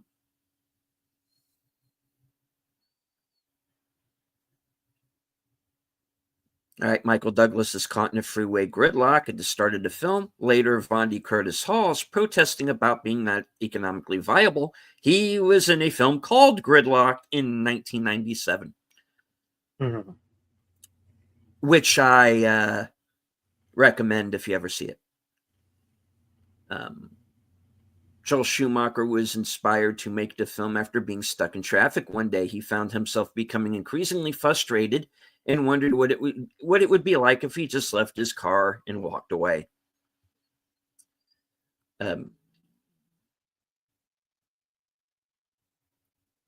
German industrial band Rammstein based the clothing for promotional posters for their fourth album on Defense costume.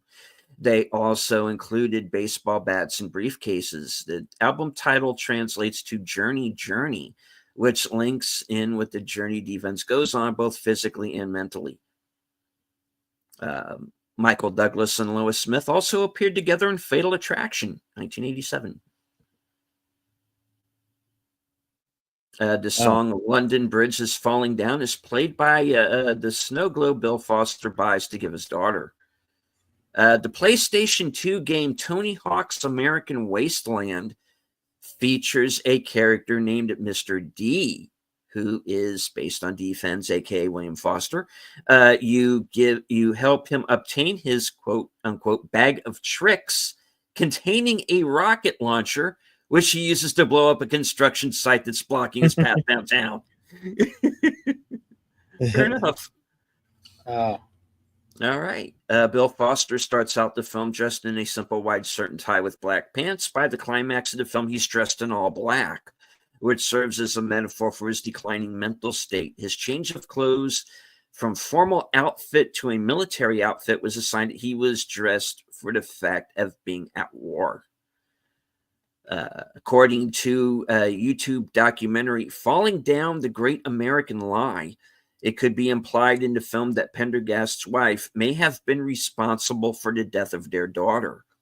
This is a tenable theory, given she never wanted to have a child, and Pendergast states that in the end sequence that the death of his daughter is odd, considering she was older than most SIDS victims. However, the documentary acknowledges that this is never conclusively proven in the movie or even directly stated. But it's something to think about, folks. It adds another layer. Yes, it does. All right. And that is it. The scrolls are closed. You can find all the trivia I just brought up on IMDb Pro. Yeah, and yes, the Critical Drinker did put a really good video up she of did. this film. There are actually a few fairly decent reviews and documentaries about this movie on YouTube. There, for a movie that was maligned as much as it was at the time, it has become a cult favorite. People are still talking about it today, 30 years later, folks. So it's still relevant. Here we are. Some of the themes within are relevant today. Absolutely. It's relatable. Mm-hmm. And hello to Jeff B. Yes, hello. Great movie. Thanks, deleted. This was all Bill's idea. Bill's been wanting to do this movie for a while now.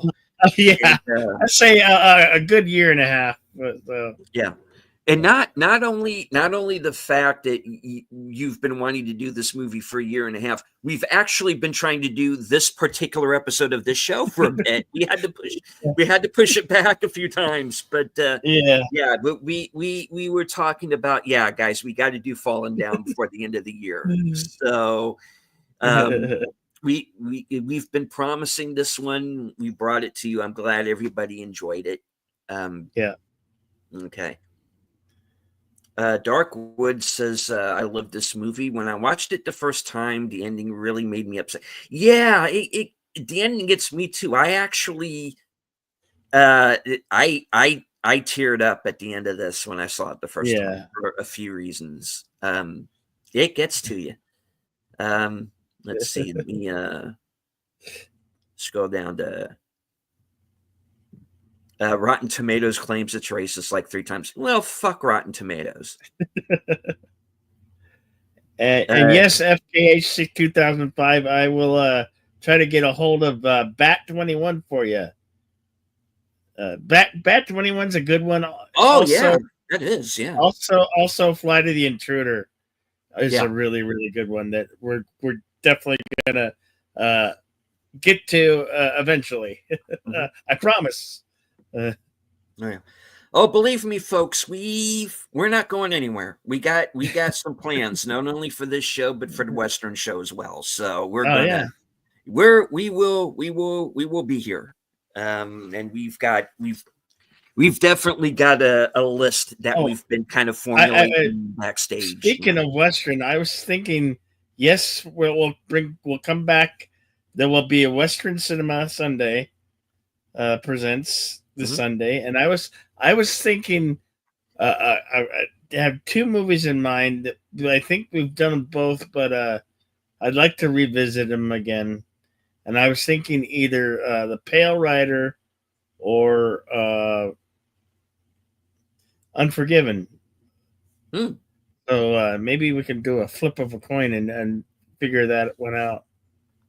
Also, we have the extra added benefit of the next episode being my 100th appearance on Western Cinema Presents. So, yeah, I'm looking forward to this one. So. Groovy. Yeah. And yes, of course, next week, right back here on Action Theater, we're going to do that Die Hard 2. Yes. Some can argue or disargue. Is it a Christmas movie or is it not a Christmas movie? I kind of say it falls in the line that it kind of is, but that's debatable, and that it's something we can talk about. Indeed. So, Bill, what's coming up for your channel this week? Well, I'm going to be doing Thursday night football. The Detroit Lions taking on the Green Bay Packers. It's a divisional game. As we're coming to the last 4 games of the season, the games are heating up. The rivals are coming down, and it's getting quite exciting to see if it's scripted or not scripted, and who beats up on who, and who will make those wild cards and who will not. So join me later tonight. We'll do play-by-play for the Detroit Lions taking on the Green Bay Packers. Yeah, so lots of fun. Right on. All right. So I will say my parting words now. Thank you, each and every one of you. Without you, the show would not be possible. And we want to be here. So thank you for all for coming, and very much appreciate each and every one of you. We'll work on getting some of those films, and always be excellent to one another. Party on. We can't wait to see you on the next one. Over to you to lead it. All right. Coming up for me, I have the weekend update tonight at 11:30.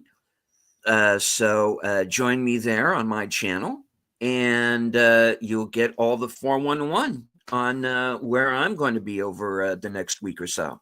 It's going to be a busy one, so stay tuned for that. I do want to thank everyone who joined us here live on Cosme in the live chat, or even anybody that just might have been lurking or just stopped by to catch part of the show. On my side of the stream, 93 people watched all or part of the broadcast tonight. So thank you all for who joined us. We really do appreciate it. Hit the like, share out the stream, and we will be back next week for Die Hard 2. Same bat time, same bat channel. Well, channels, plural. Yippee-ki-yay, motherfuckers. From HQ, our second home office in Arizona, and all points north, south, east, west, and beyond. Good night. Take care. Stay strong. Be safe. Because this is how we win.